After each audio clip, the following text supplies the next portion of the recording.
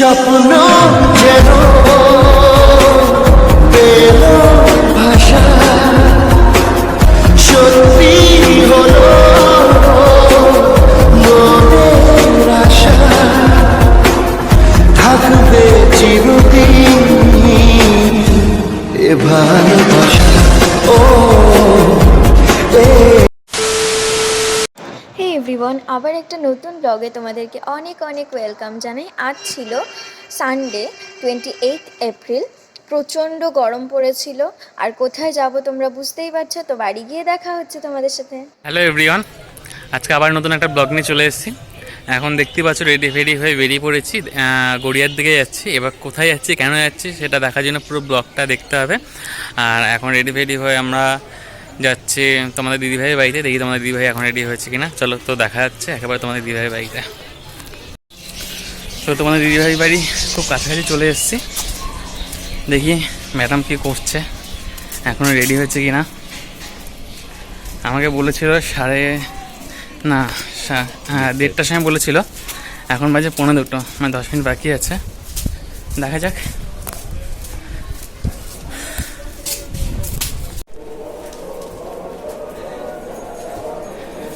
এখন রেডি হচ্ছে।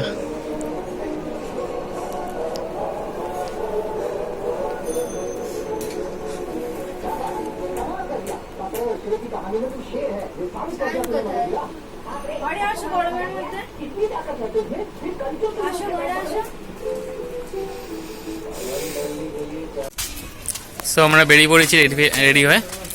এই দেখুন তোমার দিদি ভাই, আমরা বেরিয়ে পড়েছি। এখন আমরা গন্তব্যের পথে রওনা হচ্ছি। তো তোমরা পুরো ব্লগটার সাথে কন্টিনিউ থেকো, দেখা হচ্ছে। আজ আমাদের বেরোতে অনেকটাই লেট হয়ে গিয়েছিল, তার কারণ আমার অফিস ছিল, ছুটি পাইনি, আর মিস্টার পান্ডা বাড়িতেই ছিল। আমি অফিস থেকে ফিরে রেডি হব, তারপর তো বেরোবো না, তো ওই কারণে বেরোতে লেট হয়ে গিয়েছিল। বাট অ্যাকচুয়ালি আমাদের লেট হয়নি। আমরা ভেবেছিলাম যে আমাদের দেরি হয়ে গিয়েছে, কিন্তু গিয়ে দেখি তখনই সানি ঋতিকারা সবে এসেছিলো। তো চলো ওখানে গিয়ে দেখা হচ্ছে। এখন কথা বলতে বলতে চলে এসেছি বাসে করে পাটুলিতে। পাটুলির এখান থেকে এখন যাচ্ছি গড়িয়াতে। তো গড়িয়ায় গিয়ে তোমাদের সাথে আবার দেখা হচ্ছে। আমরা বাড়ি থেকে বেরিয়ে কিছুটা হেঁটে অটো করে এসেছিলাম কেষ্টপুর। তো কেষ্টপুর থেকে বাসে উঠেছিলাম বারাসাত বারুইপুর, সেটা ধরে আমরা সোজা চলে গিয়েছিলাম গড়িয়াতে। তো তোমাদেরকে এখানে আমরা কিভাবে যেতে হবে সেটাও বলে দেবো। যারা এই নিউ টাউনের দিক থেকে যাবে তাদের জন্য সুবিধা হবে আমরা যেভাবে যাচ্ছি সেভাবে গেলে। তো এরপরে আমরা গড়িয়ায় নেমে গিয়েছিলাম। নেমে আমরা একটা শপে চলে এসেছিলাম গিফটের, যেখান থেকে আমরা পুচকি মানে হচ্ছে জাহ্নবী সবার প্রিয়, তার জন্য একটা টেডি নিয়েছিলাম। প্রথমবার দেখা হবে, তো খালি হাতে কি যাওয়া যায়? আর জানুকে সত্যি খুব ভালোবাসি, হয়তো সামনে গিয়ে সবসময় হয় না, তো দূর থেকেই ভালোবাসি অনেকটা, তো তার জন্য নিয়ে যাচ্ছি। এরপর আমরা গড়িয়া থেকে একটু সামনে এগিয়ে গিয়ে অটো স্ট্যান্ডে গেলাম। সেখান থেকে আমরা গড়িয়া স্টেশনের অটোতে উঠলাম। তো অটোতে উঠে সেখান থেকে আমরা গড়িয়া স্টেশন থেকে আবার একটা রিকশায় উঠে আমরা এখন চললাম অবন্তিপুরে। তো আমরা রিকশা থেকে নেমেছি যেখানে, সেখানেই দেখো এই ইউটিউবার বিরিয়ানি, সানি ঋতিকাদের নতুন রেস্টুরেন্ট। তো বহুদিন ধরেই খুব ইচ্ছে ছিল যে এখানে ওদের সাথে একটু মিট করতে আসবো, কিন্তু হয়েই উঠছিল না সময়। আর আজকে ঠিক করেই নিয়েছিলাম যত কাজ থাকুক যেভাবে হোক যাবই। এসে ভীষণই ভালো লেগেছিল, সবাই খুবই ভালো। সবার সাথেই গল্প করেছি, ওরাও আমাদের সাথে গল্প করেছে, খুবই ভালো ব্যবহার, আমাদেরও খুব ভালো লেগেছে।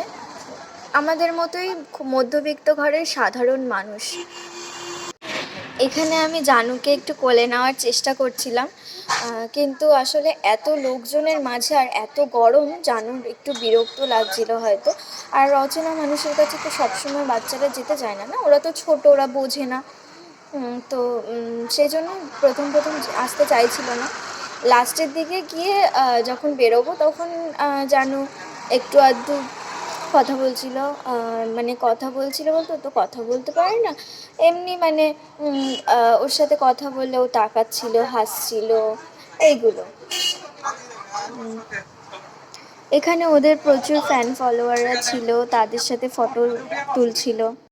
আর আমরা যে আজকে গিয়ে ওদের সাথে কথা বলতে পারবো, গল্প তো দূর কথা বলতে পারবো সেটাই ভাবিনি, কিন্তু সমস্ত কিছুই হয়েছে। কথা বলেছি, ভিডিও করেছি, রিলস বানিয়েছি, গল্প করেছি। তো ভীষণ ভালো লেগেছে সব মিলিয়ে। আর যেরকমটা বললাম, আমরা ভেবেছিলাম যে ওদের সাথে হয়তো কথা বলারই সুযোগ পাবো না, কারণ ওরা এতটা ফেমাস, ওদের এত ফলোয়ার, হয়তো অনেক ভিড় থাকবে।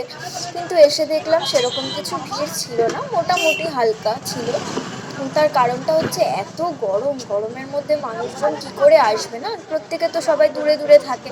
কাছাকাছি যারা ছিল এসেছিলো, আমরাও অনেকটা দূর থেকে গিয়েছিলাম। আর এখানে আমি ওদেরকে এটাই বলছিলাম যে তোমরা খুব সাধারণভাবে থাকো, এটাই আমার খুব ভালো লাগে, এই জন্যই আমি তোমাদেরকে পছন্দ করি।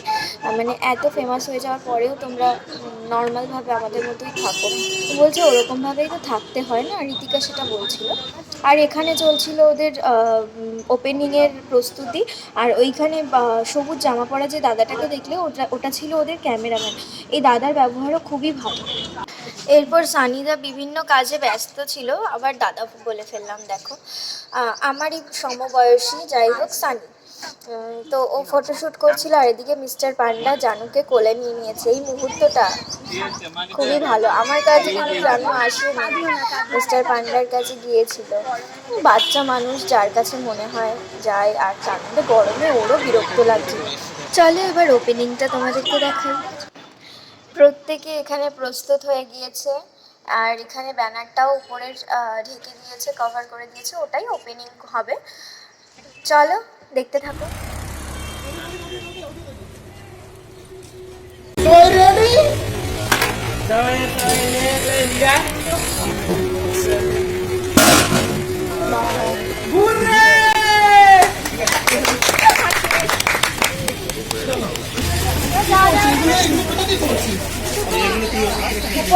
এরপরে এরা আমাদেরকে বুঝিয়ে দিচ্ছিল যে কত কোনটার কি দাম আছে।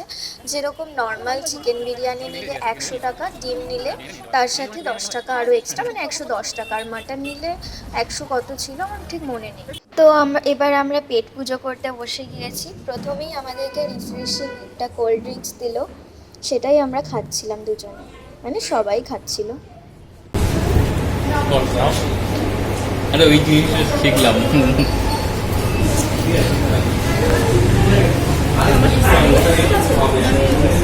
দেখি এটা কেমন।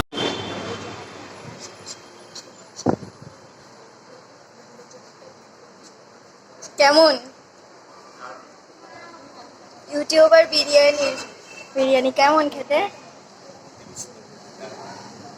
ওইদিকে দেখো জানু বসে আছে, গল্প করছে। বাবা আমার হাত কাঁপছে। এমনি সবাই খাওয়া দাওয়া করছে।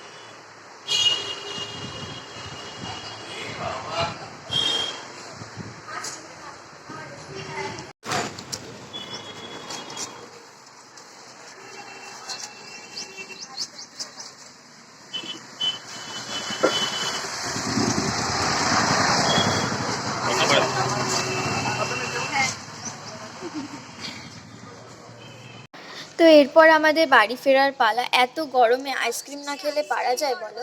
তো খাওয়া দাওয়ার পরে যথারীতি আমরা আইসক্রিম কিনে খেতে খেতে এখন চললাম। তো এরপরে সামনে যেখানটায় সানি গাড়ি রেখেছিল, ওখানে আমরা একটু রিলস বানিয়ে তারপরে বাড়ি ফিরবো। তো দেখা হচ্ছে তোমাদের সাথে আবার নেক্সট ব্লগে। টাটা।